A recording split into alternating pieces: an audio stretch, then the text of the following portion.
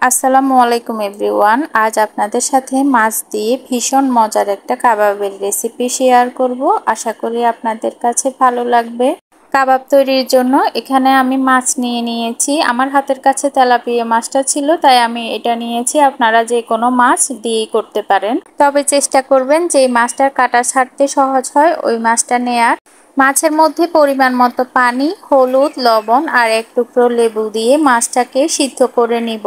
মাছটা যখন সিদ্ধ হয়ে যাবে তখন এটাকে আমি পানি থেকে তুলে নিব। তুলে নিয়ে এটাকে ঠান্ডা করে নিয়ে জাস্ট কাঁটাটা ছাড়িয়ে এক সাইডে রেখে দিব। আর অন্যদিকে আমি একটা প্যানের মধ্যে পর্যাপ্ত পরিমাণ তেল দিয়ে দিচ্ছি। এরপর এখানে দিয়ে দিব পেঁয়াজ। পেঁয়াজটা কিছুক্ষণ একটু ভেজে নিয়ে এর মধ্যে দিয়ে দিব হাফ চা চামচ আদা বাটা, হাফ চা চামচ রসুন বাটা। ভুলবশত এটা একটু স্কিপ হয়ে গেছে। এরপর এখানে আমি সিদ্ধ করে রাখা মাছটা দিয়ে দিচ্ছি। এখন এর মধ্যে দিয়ে দিচ্ছি হলুদের গুঁড়া, লবণ আর মরিচের গুঁড়া। এখানে আমি পরিমাণটুকু বলছি না, শুধু কি কি ব্যবহার করছি তাই আপনাদেরকে দেখিয়ে দিচ্ছি। দিয়ে দিব গরম মশলা গুঁড়া, জিরা গুঁড়া আর দিয়ে দিব গোলমরিচের গুঁড়া। সবগুলোকে ভালোভাবে মিশিয়ে নিয়ে কিছুক্ষণ ভেজে নিব। এই পর্যায়ে চুলার আঁচটা থাকবে একেবারে লোতে। মশলাগুলো মাছের সাথে ভালোভাবে মেশানো হয়ে গেলে এখানে আমি একটা আলু সিদ্ধ করে ম্যাশ করে রেখেছিলাম, ওইটা দিয়ে দিব। আলুগুলো ভালোভাবে মেশানো হয়ে গেলে এখানে আমি কিছু কুচি করে রাখা মরিচ দিয়ে দিচ্ছি আর দিয়ে দিচ্ছি ধনেপাতা। এখন এগুলোকে আরো 1 মিনিটের মতো ভালোভাবে নেড়েচেড়ে ভেজে নিব।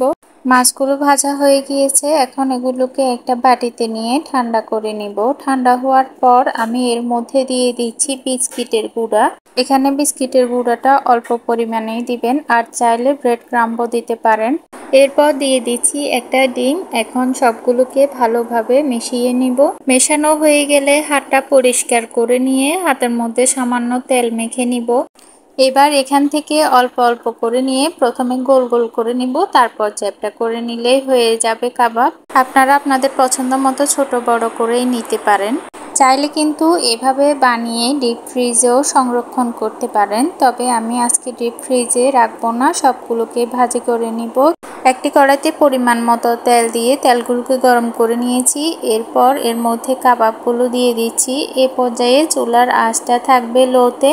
অল্প আঁচে যদি কাবাবগুলো ভাজি করা যায় তাহলে কাবাব থেকে সুন্দর একটা ফ্লেভার আসবে। আর এই কাবাবগুলো ভাজতে কিন্তু ডুবো তেলেরও প্রয়োজন হয় না, অল্প তেল দিয়েই ভাজি করা যায়। একটা পাশ 3 থেকে 4 মিনিট ভাজার পর আমি অন্য পাশটাও উল্টে দিয়েছি। এরপর কিছুক্ষণ উল্টে পাল্টে আরো ব্রাউন কালার করে ভেজে নিয়েছি।